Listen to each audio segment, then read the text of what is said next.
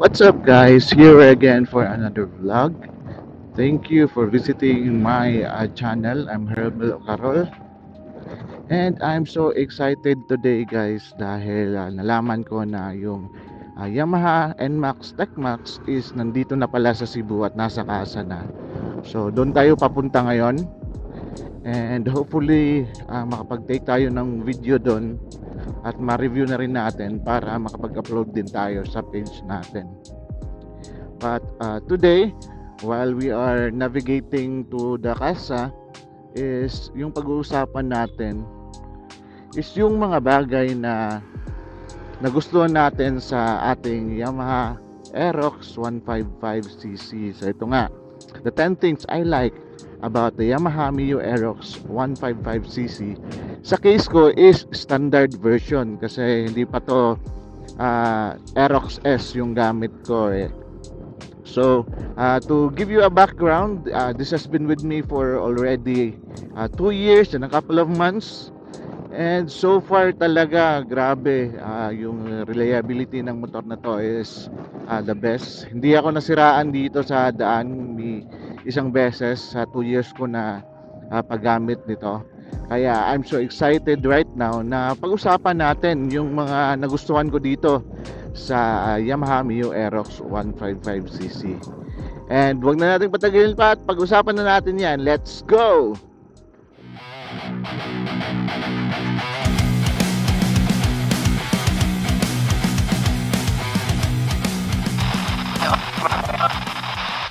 The first thing I like about this motorcycle is its fuel efficiency.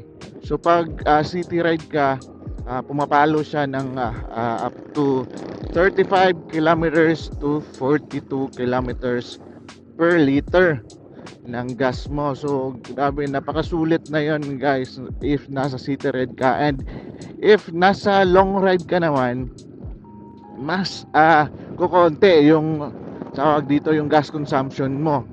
Bakit? Dahil ito sa VVA or sa variable valve actuation ng Yamaha Aerox na makina nito. Yung VVA is tumutulong na gumamit ng kakaunting gasolina at i-convert ito into power. Kaya pag mas malayo yung biyahe mo, mas hindi siya aksaya sa gasolina. Napaka weird, no? Malayo na yung biyahe mo pero mas makakatipid ka pa ng gasolina dahil sa VVA na feature nitong Yamaha Mio Aerox natin.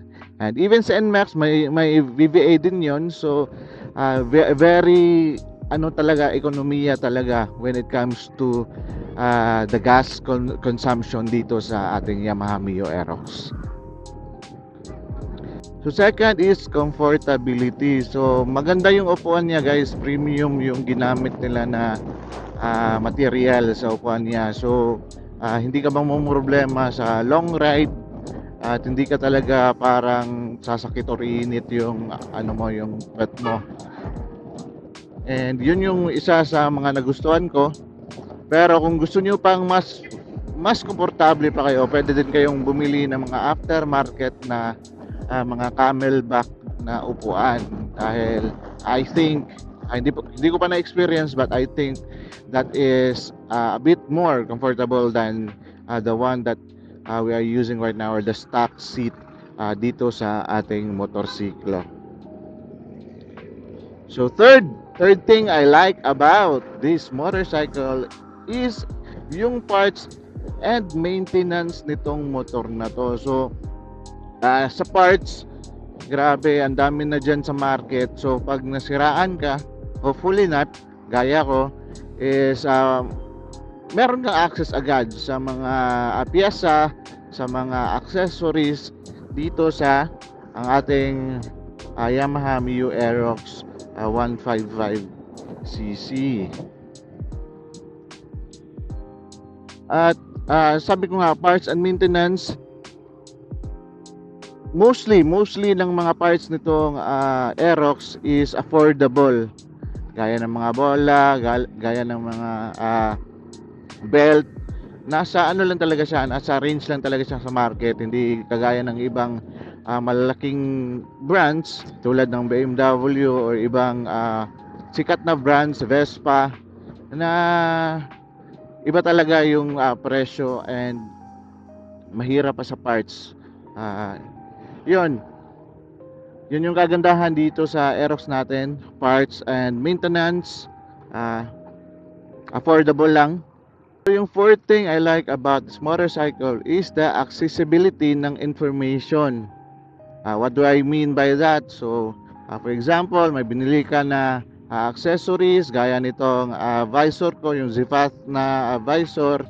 Meron ka agad na makikitang tutorial sa YouTube na pwede mong tingnan on how to install these accessories. So mayroon ding mga tutorial doon na kung paano aayusin yung mga issues ng Mio Aerox 155cc. So isa yon sa mga magandang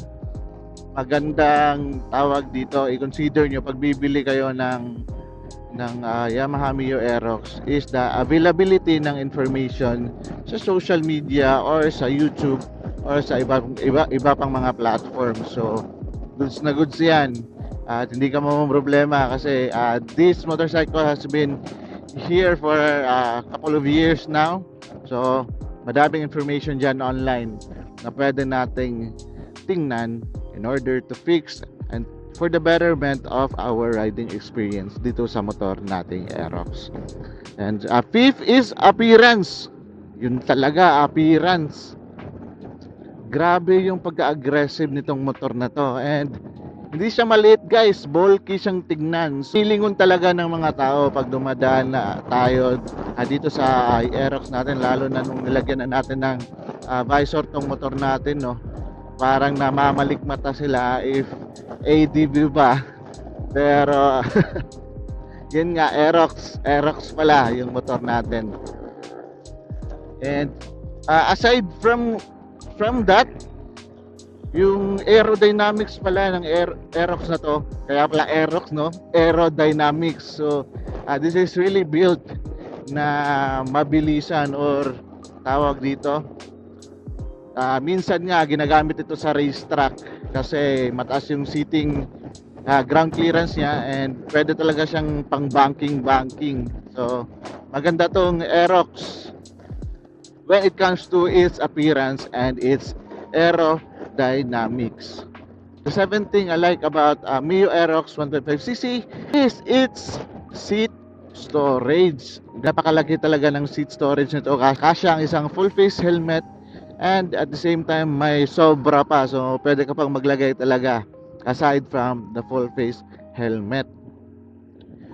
So next is ang kanyang acceleration. So di ka talaga mabibitin sa acceleration nitong Aerox. Bakit?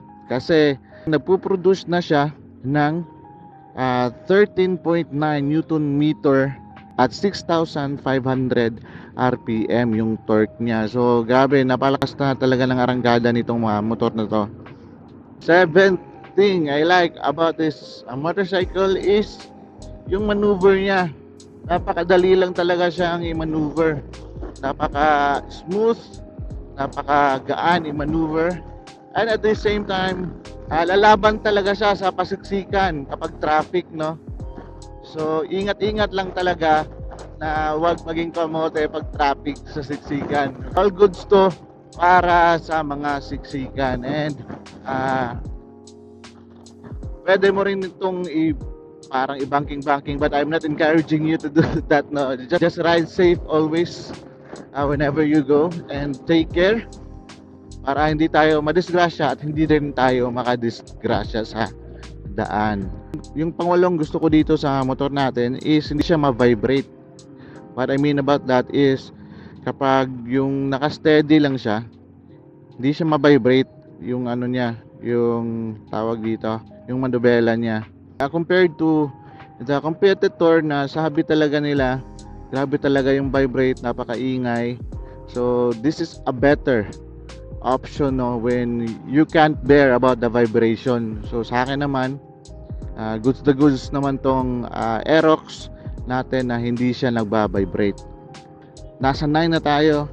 um, yun nga, maraming available accessories sa market na pampapogi sa motor natin. So as a motorcycle rider or a motorcycle owner, syempre gusto nating mapaiba or kakaiba yung motor natin compared to other owners as well of the Yamaha Mio Aerox 155cc. Kaya nga nilagyan natin ng visor, nilagyan natin ng Street King na tawag dito na side mirrors para mag-stand out pa talaga siya sa ibang Yamaha Aerox na motorsiklo. Syempre, gusto din nating mag-flex, no? Mag-flex ng motorsiklo natin. Kaya, pag may extra tayong pera, bili ng accessories. So, ayun na nga. Malapit na tayo matapos sa ating pagre-review dito sa ating Yamaha Mio Aerox 155cc. If so far, nagustuhan mo yung mga sinasabi ko na I like about the motorcycle, please comment down below and don't forget to subscribe to the channel para mas ma-update kayo on the next vlog as well tungkol dito sa ating Yamaha Mio Aerox 155cc. The 10th thing I like about this motorcycle is itong reliability at performance. So, bakit ko nasabi reliability? Yun nga, sinabi ko kanina na yung motor na to has been 2 years na sa akin at hindi talaga ako naka-experience na natirikan ako sa daan. So, reliability, grabe talaga, hindi sirain yung Mio Aerox, mga major issues, wala tayo nun. Minor issues lang. And for minor issues, you can check out my previous vlogs about top issues na may experience natin dito sa ating Mio Aerox 155cc. So ayun na nga, reliability at performance. Imagine may malakas ka ng motor na umaabot sa 115 kilometers per hour to 120 kph. So, yun yung top speed niya, no, dito sa ating motorsiklong to. And napakaganda guys, napakaganda noon na hindi na kailangan na magpalit ka ng panggilid para mas lumakas pa yung riding experience mo. So sa iba kasing mga brands, kailangan mo pang mag-upgrade ng panggilid para ma-feel mo talaga yung difference or hindi ka talaga mabitin sa power ng motor. But when it comes to Mio Aerox 155cc, hindi mo na yun kailangan gawin kasi grabe, napakabilis, napakalakas na talaga ng makina nitong Mio Aerox 155cc. So ayun guys, yun lang for me for today's vlog and hopefully nakatulong at na-encourage kayo patungkol dito sa pagmamay-ari ng Mio Aerox 155cc. So if you like this video, again, help me out and subscribe to my channel. So I have my TikTok account and Facebook page, so please visit them and support me for those who are new here in our channel. Thank you so much guys, and always remember, you are the head and not the tail, and wherever you go, be a channel of blessing, not a burden. God bless and ride safe.